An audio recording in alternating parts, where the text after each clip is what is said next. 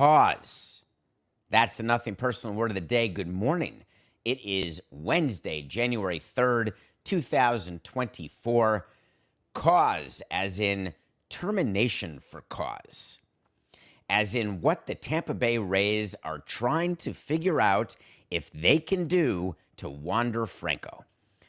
This is a bit of a more serious conversation because we're talking about sex with minors, underage. Wander Franco, the player who the Tampa Bay Rays signed for 11 years, $182 million, the All-Star in 2023. That same very player who last August was put on administrative leave after it came out that he was being investigated for behavior unbecoming any human being. And what we said last year is that MLB was going to ignore this until after the postseason, which they did. They wanted the focus to be on the playoffs. The Rays wanted no part of it. They released a simple statement saying the usual, what we were all told we have to say, which we all mostly do agree with, which is MLB, we like their policies, we agree with their policies, and we'll have no further comment. So the season ended, and I was wondering why I hadn't heard anything about Franco. And then just a couple days ago, we got an update. And I thought it would be interesting to tell you about the Dominican Republic and about MLB and how they work in the Dominican Republic and why it is so difficult to ever ascertain what the heck is going on down there. Way back when players lied about their age, they lied about their name, you would go down there and you would pay people $500 a year to scout for you. And then you'd bring players in, you'd hide the players for years so you could sign them when they were 16. Literally, we'd take 13-year-olds like a Vladimir Guerrero and not let him see anyone, talk to anyone. You do a pre-done deal with the player and the Busconi, which is like an agent in the Dominican, and most of them are crooks. They're taking the money and they're barely giving it to the kids. And MLB decided that they wanted to be better in the Dominican. But it's not that they wanted to take care of the players more. The owners got upset, and I was a part of these meetings, where we didn't want to give a player a bonus because we thought the player was 20 when in fact the player was 25. Because the younger you are, the more upside you have, the more ceiling, the more you're willing to be able to project what the player can be. Therefore, you're willing to give a bigger bonus. So either we wanted to put a ceiling on bonuses, which the high market teams would not allow. The large market teams wouldn't allow that at that time because they love to give out $10, $20 million of bonuses and just give it to tons of players and hope for the best. And other teams wouldn't be able to afford that. And we could not negotiate in a collective bargaining agreement an international cap or international slots or an international draft. So what MLB said, here's what we'll do. We are going to have a clearinghouse. And it used to be a clearinghouse for scouting where you could go to MLB's scouting department. They used to have their own scouting department, and they would scout players in the Dominican, and they would try to verify the players. And yeah, we agree he's 22 or he's 16 or he's 18, and that you would be able to check. That really wasn't enough. It really didn't work properly. Eventually, Major League Baseball was able to get international slot money to be used on signing bonuses. And MLB was able to get from the Players Union an actual catalog of players where MLB and the union would both collectively have to approve a player, what the player's name is, what the player's age is, and then that player would become eligible to be an international sign. And that seemed fine, except it still didn't cure part of the problem down in the Dominican, which is the teams would be spending money on facilities. So you've read a lot about all of these teams and how they build their own academies in the Dominican. And what the academies were supposed to do was provide meals, education, and places to play for Dominican kids prior to them getting an opportunity to come to the United States under a visa. Literally, it's like a 10B1 visa where you can come and work in the States And we would work with Washington, D.C., MLB would, teams would, in order to get players' visas. There's limited visas. You have to decide which players you're going to give visas to invite them over to spring training and to make your team. And so what the richer teams would do is they would build their own academies, and what the poorer teams would do is they would rent their own academies. So we would rent academies, and there were players. There were old players. Like there was a guy, Coca. I want to say his name was Jose Lima, but I don't exactly remember. And he ran a bunch of academies, and we would do a deal for like 10 grand a month, and we would have the Expos or the Marlins Academy. But then teams started, even the smaller market teams, investing in their own academies. So all the academies were the same. And then there was international slots, which meant the level of the academy didn't actually matter because the money offered by the Yankees and the Marlins would be basically the same thing because they basically the same slot. So the only way that Busconis and players would choose which teams to go to is what was happening on the side, under the table. There was an example with the Marlins did, and I was gone by now, but this is really how it worked. And it was... Remember the player, Coca, Victor, he had the same name. Victor Mesa was signed, and then Victor Mesa Jr. was signed, and they were brothers. And one of the brothers was really good. One of the brothers was really bad. And the irony is that in baseball, you get it wrong all the time. The Marlins player who was supposed to be good is no longer a prospect. The brother who was supposed to be bad is now an actual prospect for the Marlins. But the money that was given to the older brother who was supposed to be good, or the younger brother, Victor Mesa, it was split in a way where the younger brother was forced, or the other Victor Mesa was forced upon the Marlins. That was very common, and it is very common, because what teams do is in order to get a player, they're willing to give money to other players, because then the Busconi will give the good player to your team if the bad players get signed too, because then the Busconi gets to go to the families of the bad players and say, hey, I'm still getting money for you, though I'm taking 80%. All of which is to say, you don't know what the hell's going on, and neither does MLB. But MLB opened an office in the Dominican, and when they say they opened an office, it's like when they had an office in India, it was one person. It's not a fully functioning satellite office. It just is a rented office space where they put the MLB logo on the door. But MLB has a Department of Investigations based in the U.S., and they work with authorities in the Dominican Republic. You may read that Albert Pujols is a part of all this, but ignore that. But what MLB in the U.S. tries to do is understand what's happening in the Dominican with players, and then when there are legal issues. Except finding out what's going on with legal issues in the Dominican is virtually impossible.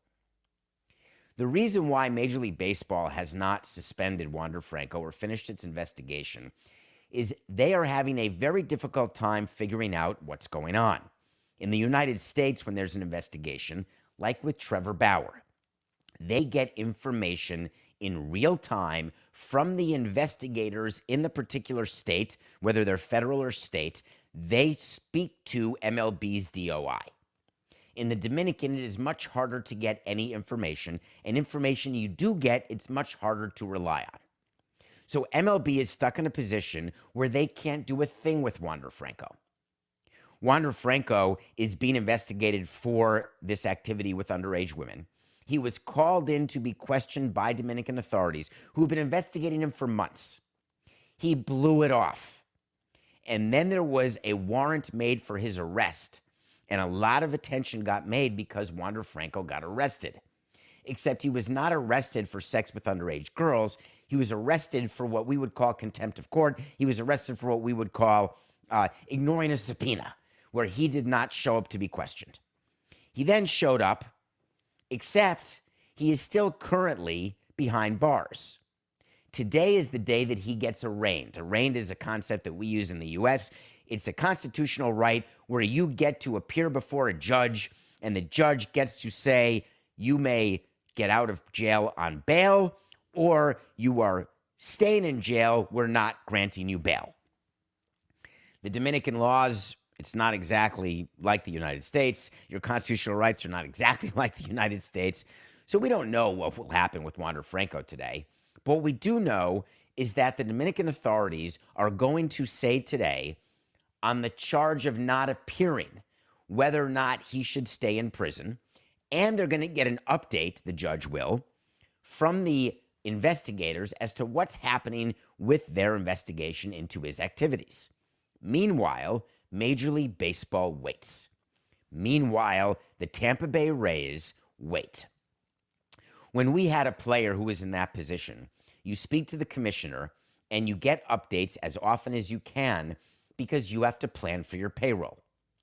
The Rays have to discuss and decide internally, are they going to count Franco's money in 2024 toward their cash payroll in their mind, on their books, on their P&L, in their budget, or can they be guided by baseball that even if Wander Franco is not charged, we are looking at a 50-game suspension or a 100-game suspension or a year-long suspension.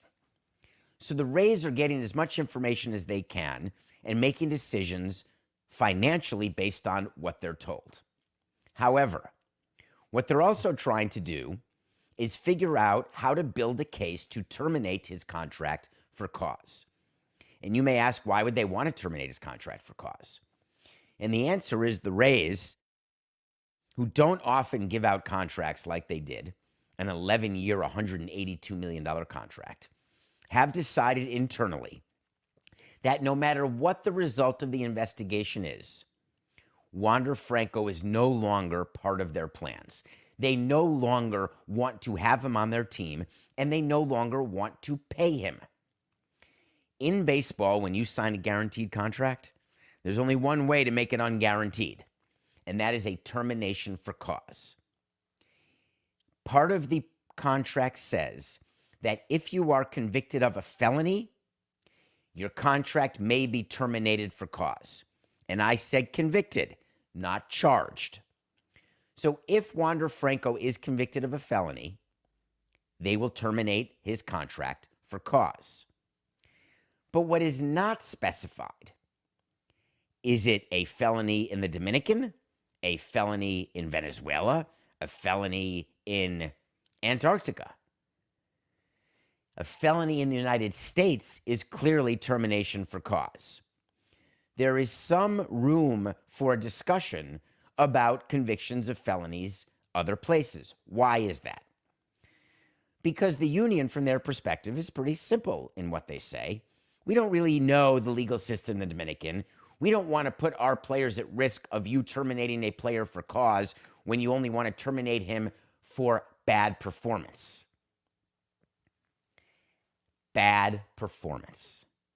That is what drives the union in all of its decisions and all of its negotiating. They don't ever want to let a team not pay a player who stinks. Because when you sign a player to a guaranteed contract, you are paying that player whether he hits 400 or 100. This is the whole steroid thing. Do you remember that? Whether or not you can terminate a player. We had it with D. Gordon. Can we terminate D. Gordon's contract? We signed him long-term. He has now been suspended for steroids. The answer was no. Can we put into the new collective bargaining agreement that anyone who is suspended for steroids, that their guaranteed contract becomes non-guaranteed? And the union said no. Because if we allow that, then what stops the owners when their player stinks from tainting their piss? That was actually what they said. It made me insane. That's the level of distrust between the union and management, that they think what we would do if we had a bad player, we would say, hey, you know what? Let's put some stuff in D's pee. Give me a break. So at the end of the day, what the Rays are waiting for is whether or not he gets suspended, charged, convicted. When that happens, whether or not they can immediately terminate him for cause, or terminate him, meaning release him and pay him in full, which is what the Dodgers did with Bauer. They don't want to do. Or terminate him for cause, wait for the grievance, and then settle. Those are the things that you get to decide. That is what the Rays will be deciding with Wander Franco. The only thing that I can tell you for sure as a wait to see when I say that something's going to happen and then we'll revisit it, and by the way, we're revisiting a wait to see from yesterday already, is that Wander Franco will be suspended or miss at least 100 games in 2024. And MLB is going to have nothing to say about this until they have a decision. And they are not rushing to any decision because the union is allowing Wander Franco to stay on the administrative list. But the administrative list means that Wander Franco gets paid his salary, which is why the union's okay with Franco being on that list. And the Rays would like resolution as soon as possible, which brings me back to the budget question because it always comes back to that. When MLB is guiding the Rays and saying, listen, we don't think we're going to have resolution for at least 3 months of the season, so assume for your payroll calculation that you're paying Franco for half a season. That's an example of something that MLB could say. So there's still a lot of moving parts, and we will see what happens. All right, I want to talk about the Atlanta Braves a little bit because I think that there is some bit of misunderstanding going on between fan bases of the Braves and fan bases of the Boston Red Sox. The Atlanta Braves were the best team in baseball last year. They were eliminated by the Philadelphia Phillies, who went on to win the pennant and lose in the World Series in an upset. 2 years in a row, the Phillies beat the Braves. The Braves are, as you remember, a terrific offensive team. Remember, they had Olsen and Acuna, two of the top four in MVP, along with the two Dodgers, Betts and Freeman. And it was announced last week during our break that Chris Sale was traded by the Red Sox to the Braves. And people were wondering about that trade. And they were wondering, why would the Boston Red Sox, who owed Chris Sale money for this year, so much money, why they had to send money to the Braves? And the reason is that Chris Sale is not a good pitcher. Chris Sale used to be an ace. Chris Sale is no longer even a middle-of-the-rotation pitcher. He is a bottom-of-the-rotation pitcher who cannot be counted on to start double-digit games in a particular season. You have to forget about what you know about a player's past, and you have to think about the way a team is looking at a player's present. The Red Sox viewed the deal they did with Chris Sale, which I've tweeted about many times at David P. Sampson. That 5-year, $145 million deal that they gave Chris Sale, remember that right before the season started in 19 after they won the World Series when everybody was pressuring John Henry, you got to sign him, and there was no reason to do it? Well, they did it, and guess what? In 2020 through 2023, that's 4 seasons, I guess one is COVID, so 3.5 seasons, he's pitched 150 total innings. The Red Sox have paid him $74 million for those 151 innings. So it's not that the Red Sox are saving Sale's money because they could call 29 teams and not one of them would take Chris Sale at his salary. He's not marked to market at his current salary. What the Braves said is, we'll take Chris Sale from you, but we only want to pay him the minimum. In return for taking Chris Sale, paying the minimum, we will give you a decent player. And the player the Red Sox got is going to be a starting second baseman named Vaughn Grissom. Vaughn Grissom is still getting paid the minimum. He is going to start at second base for the Red Sox. He had no place to play for the Braves because they have Ozzie Albies. And so from the Braves standpoint, it makes perfect sense. What's the downside on taking a player who's being paid by somebody else? Because if he's not good, you release him. And you don't owe him anything but the minimum. And from the Red Sox standpoint, Chris Sale represents something they want to move on from. And they can replace him with a productive, everyday player. So this was a pure baseball trade where a player gets paid by a team that trades him to a team that is taking a chance that maybe he can be the comeback player of the year.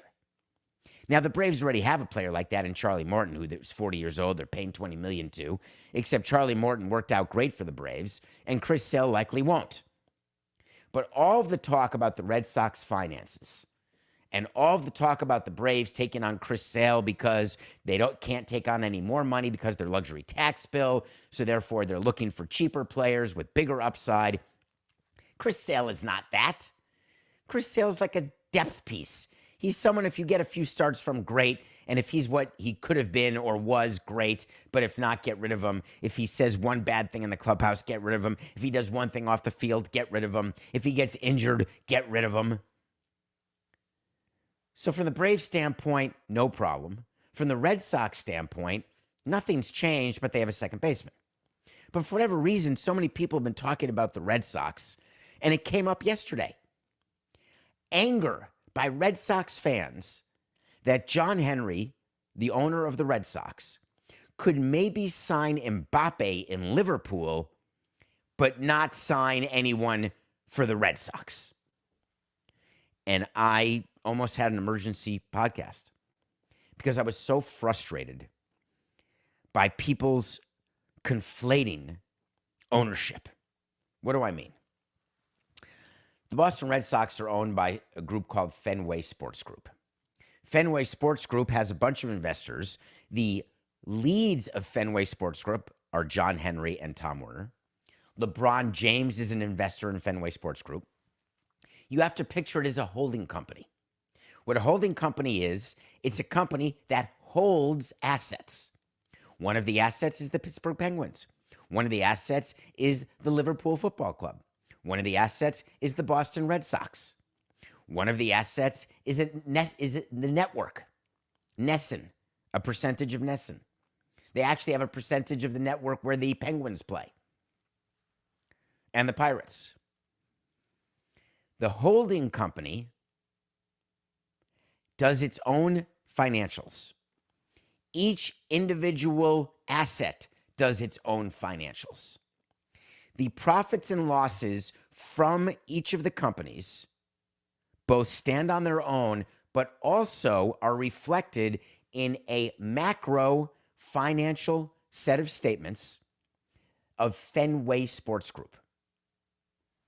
Fenway Sports Group and John Henry, they don't look at the Red Sox and say, we're happy to lose $30 million here because we have another asset that is making $31 million. Therefore, Fenway Sports Group is up $1 million.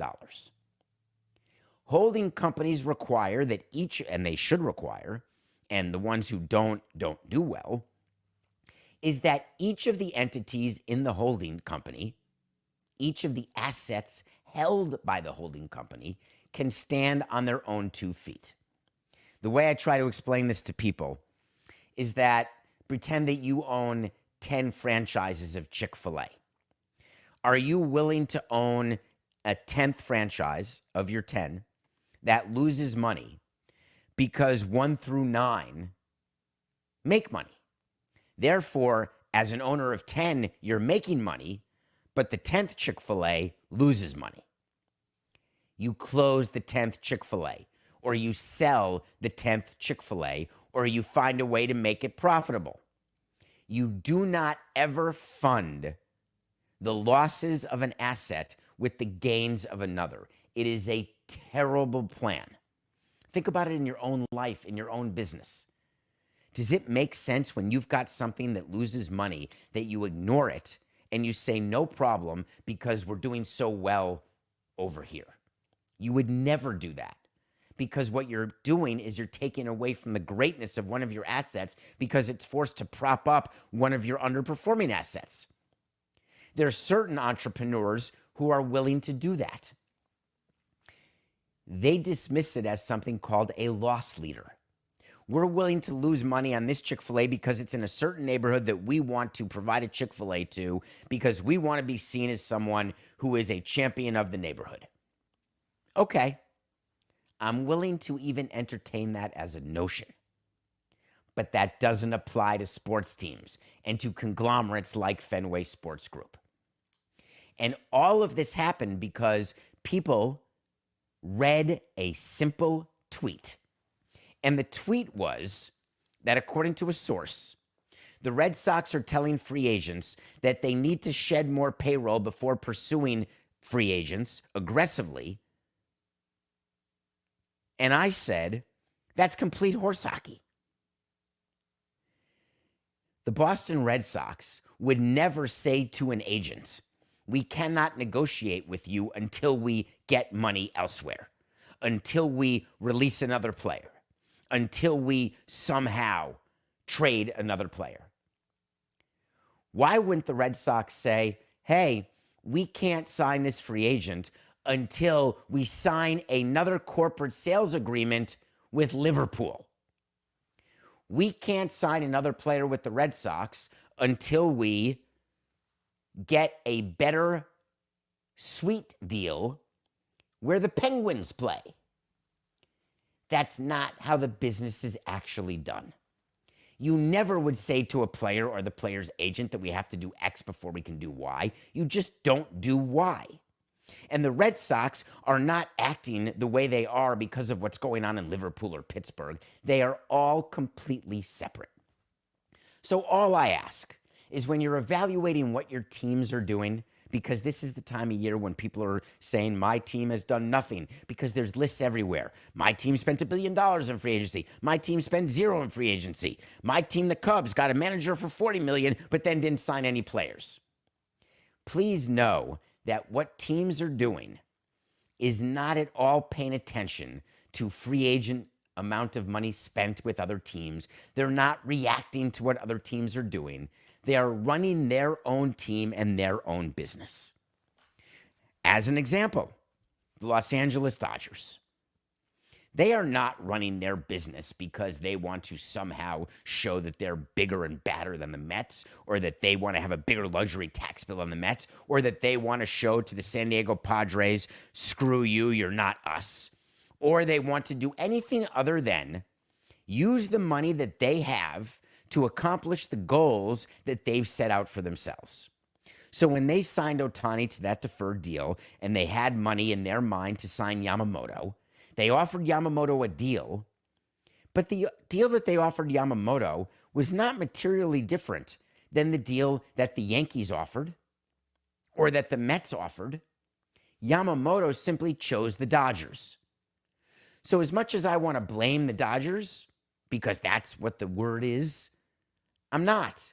I can't. Because they were right in the market, whatever that market was set to be, which however wrong that market may turn out to be, either way, pro player or pro management, the Dodgers were in the sweet spot.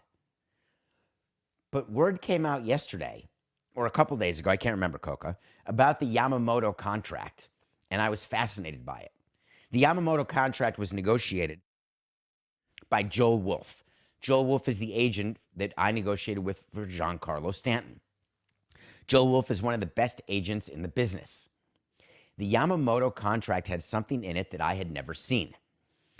When Joel Wolfe and I were talking about Giancarlo Stanton, he wanted an opt-out one time, not based on injury, not based on performance, not based on MVP votes, not based on a point system. He wanted it simply because he wanted protection that the Marlins would build a winner and win, and if not, he wanted to opt out and go to a winning team. He ended up going to the Yankees. My view during the heat of the negotiations was that you really only want the opt-out if he can make more money. And I was promised that wasn't the case. I disagree to this day. But in any case, Giancarlo Stanton, as you know, did not opt out of his deal, and he stayed with the Yankees. Query, if Giancarlo could have made more money from another team, would he have opted out? I'll always say yes. Maybe I'm wrong. But the opt-out was clear and clean. The Yamamoto update is not. The Yamamoto opt-out is based on Tommy John surgery. Why? Because pitchers shouldn't get signed to 12-year deals because they're not going to be healthy for 12 years. It is a unicorn for a pitcher to perform at an elite level for 12 years. A 12-year, $325 million contract, coincidentally the same number for Stanton, though he was 325. The Dodgers said, we want to be protected in case of Tommy John. except they didn't call it Tommy John. They called it any right elbow injury where you miss 134 days of the season, otherwise known as Tommy John. There is no other right elbow injury where you miss 134 days of the season. It's not a flexor strain. It's not some sort of pain in your forearm. The only way you miss that amount of time, elbow related,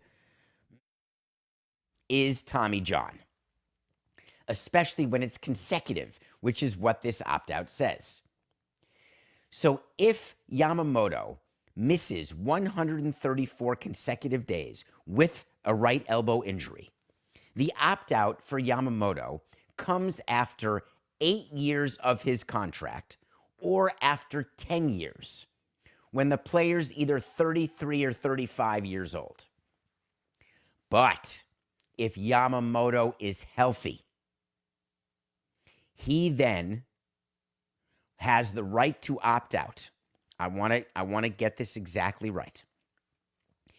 If Yamamoto does not have Tommy John, he gets the right to opt out after 2029.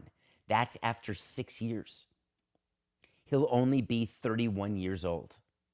He will have 6 years left on his deal. In theory, if he is Scherzer, which is what agents always want to say to their player and always want to try to protect against. What if my player is the greatest of all time? If he's Scherzer, or if he's Verlander, or if he's Cole, at 31 years old, having given 6 healthy seasons to the Dodgers, he will hit free agency again and will have to beat 6 years, 170. That seems like a crazy deal to beat. Except when you're 31 and a straight ace who's never missed time, you're going to get more than 6 and 170. It's a brilliant opt-out provision by Joel Wolfe. From the Dodgers' perspective, they were far more worried that Yamamoto would want opt-outs after 2 years and 4 years and 6 years or every year. Instead, they were able to negotiate the $325 million deal with only the Tommy John-related timing opt-out. You are going to see more and more of this because this is how the union can get longer-term deals for pitchers, and it's how teams can excuse giving longer-term deals to pitchers because they get to say to the commissioner, it's not really such a big deal because if he's hurt, we're protected. And then baseball would say to the team, what the hell are you talking about? If he's hurt, you're not protected because he's not worth anything and you're still guaranteeing him the 12 years, $325. And that is the argument that the commissioner's office has with its GMs and presidents every single day when they call a team who's making signings like these. And it doesn't have to be 12, $325. It can be a 40-year deal, the Blake Snell deal. Whatever that Blake Snell deal is going to be, trust me, MLB is going to call the team and say, what the hell are you doing? And what the team will get to say is, hey, I'm protected. I feel good about my chances here. We'll see how that plays out. All right, what are we up to, Coca? Let's take a break. When we come back, we're going to review a movie that Coca did not particularly care for that I thought was outstanding. And it's with Barry Keoghan and Jacob Elordi called Saltburn. And then we're going to give you the wait to see update on David Tepper. Don't go away.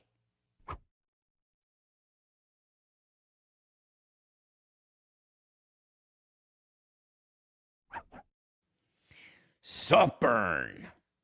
That's the movie that we are reviewing. It is a movie that has a couple nominations. Barry Keoghan got nominated for Best Actor for a Golden Globe. Rosamund Pike plays the mother of Jacob Elordi. She got nominated. And let me tell you, this is done by the same woman who wrote and directed Promising Young Woman with Carey Mulligan, who has a cameo in this movie. And this movie is batshit crazy. This is about a person, and it's being compared to Talented Mr. Ripley. If you haven't seen that, you should go see it. But this is a movie about a guy with no money. What do all people with no money have in common in the movies? They want money. What do people have? Let me say that a better way, Coca. I want to present this exactly right so it doesn't come off. Okay, 4869. There are so many movies about people who have nothing who try to infiltrate the rich to be rich or to act like they're rich or to get the riches. Whether it's a robbery movie, whether it's a heist movie, or whether it is some sort of social commentary about stealing money from the rich to give to the poor, or whatever the case may be. Saltburn is simply that. It is a movie about a poor guy who's trying to figure out how he can be rich, how he can live with the rich, how he can pretend he is the elite. Except Saltburn is such a perfectly written movie where you think you know what's going on, but you don't until the end when it gets solved for you. Don't get it spoiled for you. And then you're wondering in the performance, what is it about the poor person that's the sociopath? Or is it the rich people who are the crazy ones? The reason I like this type of movie is that it's so ordinary just to say rich people are crazy and rich people are angry and mean with and steal money from poor people, and 1% of the people have 99% of the wealth. And we've seen movies like that. You've heard people talk about that. This movie has some subtleties in it where you're wondering to yourself the entire time, who would you rather be? And in many of these movies, just like in life, everyone always assumes the poor people would rather be the rich people. Except sometimes the rich people would rather be the poor people. Or do they not know who the rich people are and the poor people are? It's called Saltburn. You may want to check it out. Usually we don't get wait to sees taken care of in a day, but we do keep track on davidsamsonpodcast.com. There's a document where you can check all our wait to sees. Yesterday, we talked about David Tepper. David Tepper, Champagne Showers, the owner of the Panthers, who threw the drink on the fan of the Jacksonville Jaguars. And we said the NFL is going to fine David Tepper, and it's going to be at least $500,000, where the biggest owner fine had been $250,000. I also said Roger Goodell is not going to have a trial. He's not going to do a big investigation. He's going to come out with this fine expediently. Well, that part he did. Yesterday, David Tepper was fined $300,000 by Roger Goodell, which is to say, I got the wait to see wrong. However, Tepper's quote makes it all worthwhile in the revisit. I am deeply passionate about this team and regret my behavior on Sunday. A quick side note when you're doing statements and apologies, and go back to previous episodes where we talk about, and you'll hear this, and I'm going to do it again today, where you put things in a statement is all very purposeful. Where you put commas, when you list things, where you put certain things in that list, where people focus on them and where they don't, gives a good window into what the person making the statement actually is saying or actually feels. When you have done something the way he did to a fan, that should be the start of the statement. I deeply regret my behavior on Sunday, but, and, those would be two different words that would mean two different things. I'm deeply passionate about this team. Instead, David Tepper did the opposite. He started with, I'm deeply passionate about this team and regret my behavior on Sunday. Meaning that his behavior on Sunday can easily be explained by the fact that he's deeply passionate about his team. Roger Goodell should fine him $200,000 for a crappy statement. Because leading with you're deeply passionate means that you're not really sorry for what you did. Unless there be any doubt that David Tepper is not in any way regretful of his behavior, here's his second sentence. I should have let NFL stadium security handle any issues that arose. What? No. I should not have thrown a drink on a fan. I should have either ignored the fan or thanked the fan for being so passionate about his team. Except David Tepper as an owner thinks it's his team, so his passion is greater than a fan's passion because there's money behind it and assets. I should have let NFL stadium security handle any issues that arose. Where did that sentence come from? And then he threw Roger Goodell just the tiniest of bones. I respect the NFL's code of conduct and accept the league's discipline for my behavior. And he's holding his nose while saying it and crossing his toes and his fingers. David Tepper, you're really something. 300 grand. Darren Ravel had a tweet yesterday, Coca, that given the reported net worth of David Tepper, and it's hard to know unless you actually own a public company and you can look at the filing with the shares of stock, all of the estimated net worths online are ridiculous because no one knows anything about anything. But let's just say that he's worth $20 billion. Darren Ravel said for the average American, that is the equivalent fine of $1.77. I always used to like that with betting. People started this with Jordan. When Michael Jordan would bet while golfing, and he'd bet 10,000 a hole, and people would say, given what Michael Jordan is worth, that's the equivalent of you on a Sunday betting $5 a hole. Who doesn't bet $5 a hole? Except when you're betting $300,000 a hole or $10,000 a hole, it's not looked at as though it's just $1 or $1.77 or $5. Because what people are betting, like a Michael Jordan, and he said this himself in The Last Dance, I need to feel something. Anyway, $300,000, no matter how rich you are, that doesn't feel like $1.77. It feels like $300,000. But it's not going to change David Tepper's behavior. It's not going to inform whether or not he felt he was wrong about what he did, because owners and their egos simply look at that and say, what do I care? Nothing personal pick of the day brought to you by DraftKings. We had the Grizzlies minus 11.5 over the Spurs, and we lost. The Grizzlies were up 12. 20 seconds to go. I'm feeling great. Spurs, they could have run out the clock. Layup. John Morant, foul him. Hit the free throws. We're going to cover. Turnover. Spurs score again. The Grizzlies only won by 8. What a joke. That means we lost. We're 0-1, and we're down a unit. Remember, we're keeping track of units this year. All right, I've got a parlay for you. Let's talk about the Bucks-Pacers. The Bucks-Pacers just played New Year's, and the Pacers beat them by 9. They are quite the... they really are rivals now. Sort of like, it's not quite up to the Knicks-Pacers with Reggie Miller and Spike Lee and Ewing and Starks, but the Bucks-Pacers is a pretty good rivalry. Remember the in-season tournament? The Pacers beat the Bucks in the semifinals. Remember, they won by 9? And so it's basically been a series of 4 games where the Pacers have won 3 times and the Bucks once.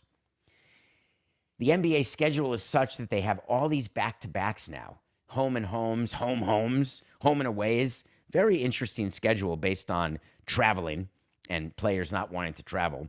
In any case, the Bucks are playing the Pacers again in Indiana. The Bucks are favored, and the Bucks are going to win. They're not going to lose 2 in a row to the Pacers. But just winning 1 game tonight is not enough for me, so I was going to make it a parlay, and that's what I'm going to do, Coca. The Knicks are playing the Bulls. Everyone's all excited here in New York about the big Knicks trade. Oh, I don't know if we should have traded Barrett. Oh, I'm going to miss Quigley. Oh, but wait a minute. Now we've got some replacement for Robinson. Oh, this is great. Oh, he played so great. We won a game. I love fans. I do. Evaluating trades after a game. He looks like a great fit in New York. I love that. He's a Raptors fan his whole life. We love that he's here in Toronto. I love the spin that fans and media do when trades happen. Side note, Coca. Oh, let me give the pick before I give the side note.